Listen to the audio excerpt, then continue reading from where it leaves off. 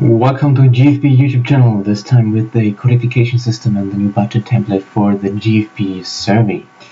Good, so let's start directly with the codification, and afterwards I tell you something about the budget template and how you can use the codification for your quarterly reporting to make this as efficient as possible and to integrate it directly into your bookkeeping, that you don't have extra work, but you just export your information from your accounting system and you map it out, and then you have the information directly for the GFB survey ready. Good, though this is the code. You don't need to know everything, but it makes sense to know what it actually stands for. We start from the back. So we have here E, which stands for external. It can be also internal, or X, which stands for neither of them. It generally means what is it about? Is it an external asset or internal, or is it an external cost or internal, etc.? Most of the internal things are out of the system, so we broke it down to make it simpler for you to understand. Some internal things are still left, so we need to take care about that. Good, then this is the MC, and MC, there's also LC is a possibility because you have to do it a consolidation. So you are reporting for MC and LCs, and the GFB is doing the consolidation afterwards for you. Good, and then we have the assets. So here we have A, which stands for assets, but it could be also C or R or L for liability. 23 is the GFB coding. So what does it mean? So we have a 23 for asset, especially for this asset, and it is an MC. So we have this 23 just exists for MC, and so on. Yeah. For the 71 is actually the most important number for you, because this here is the unique code. So we have 71 just for this here, and it just exists once. So the 71 is the most important code you actually need. The rest is more important for us, the GFB, and this here is used by you. Good, let's take a look into the budget template. So what do we have here? So we have here the description, and then per month, which you can directly use for your own budgeting and also for your accounting.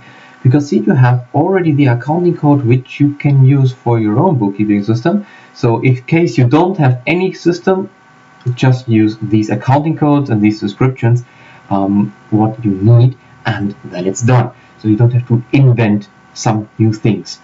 Then we have the GFB code for MC and for LC. And here you can see you have here an 11 and here a 42. And this here is completely 11, 11, 11, 11, here 42 everywhere. So this entire thing, income from membership fees, is one code of one category of the GFB reporting.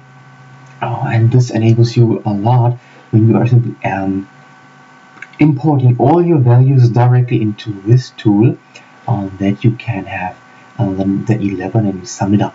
Good. How do you do that? So you would like to get your accounting data into this tool. How is it work? Good. You need to know some Excel knowledge. I show you two formulas what you can use to get this information into it. So we have two options I present to you. There are definitely more options, but I choose these options because I consider them as the simplest. Good. So option number one.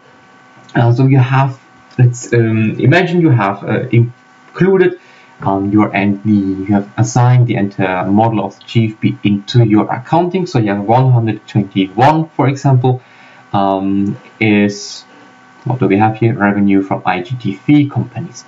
Good. So when you go to your bookkeeping system, you're exporting your data, and you get two columns most likely. So with the account number, and the amount which is standing on each account.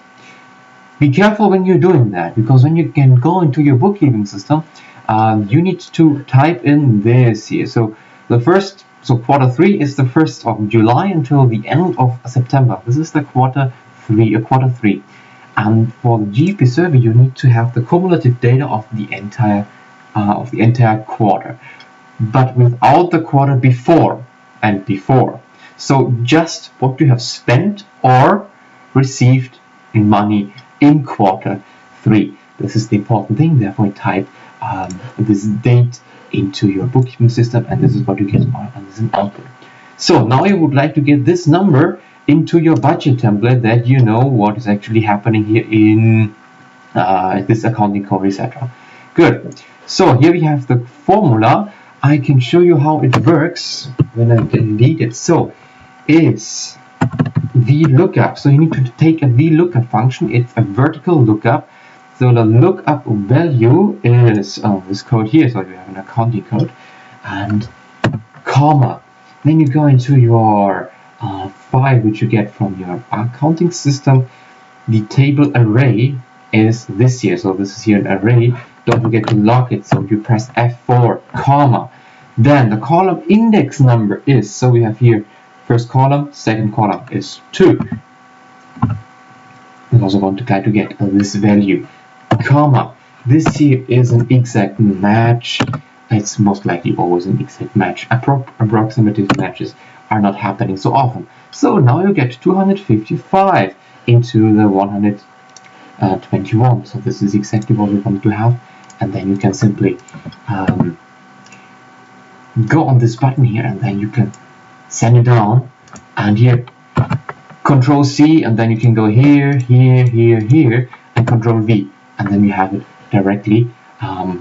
But of course, this is here not applicable because I don't have these numbers. Okay, how do you get now the code 11 for the GFB survey? This is done in the codification part. So this is also part of the template you have. Here you have the codes, and directly next to it the official description of the GFB. And next to it you need to get the information. How do you do that? So we have here the code, and here we have also the code, and here you have the number which you received from your accounting. Good. So you need the sum ifs function. So sum ifs. The sum range. What is the sum range? It is exactly this vector here. So from F3 you simply go down completely, because here you can also see the costs. So we have revenues and the costs. So F4 to lock it, and then you go into the criteria range. The criteria range is here, the GFB code for MC. So you're doing that for MC and afterwards also for the LC. F4 to lock it. Please be careful in the vector that it's going from 3 to 209, and here also from 3 to 209, otherwise it will not work. Then you go into the criteria. This here is the criteria. You don't need to lock that, close parentheses, enter. Good. And then you send it down, and here you have 11. This is exactly what we wanted to have. And then boom, here you have the number. This is exactly what you need now for your GFB survey. So in case you don't have option 1, but you have option 1, so that means that you have another code system for your accounting program because of the compendium, because of laws, or whatever the reason might be. What you have to do then is simply to add the number for the unique code in the GFB codification system. So here you have a strange number, your number, minus, so you need a delimiter, and 11. Then you have write down this directly into your bookkeeping software, because then in the export you get this directly, which is quite helpful. Good. So first of all, we need to separate it. Good thing is we have a delimiter here, so we mark the entire column. We go into data, text to columns, delimited, and here in other delimiters we are choosing the minus. Next and finish. Yes, this is exactly what we wanted to have. So we have now a column with 11, and right next to it are the amounts. Good. Now you need to get this here into that one. And first of all, you need to separate the GFB code to have it also just the unique code. So here we want to have the 1 because it's sending 1. Here we would like to have the 2, etc. And now we are simply sending it down. That we have it completely 109. So let's check if everything's correct. Here 108, perfect. Good. So now what we're doing is also we are using the sum ifs function. The sum range is this time this here. Don't forget to lock it. Comma. Criteria range is here. So the new column we just created. Don't forget to lock it. So press F4. Comma. and the criteria is in the codification. It's standing here. Perfect. Close parentheses, enter. So double click to send it down, and here we have the number we wanted to have. Perfect. So you have two solutions to do it. Choose the solution which fits you best. So in case you don't have any budget, no bookkeeping system, simply use this system, the system we provide you. And if not, you can simply add the unique code with a delimiter, so -11, the unique code of the GFB, and then you have it. So simple. You simply need to map it out, and in the end you receive everything what you need to put into the GFB survey. So it can't be easier.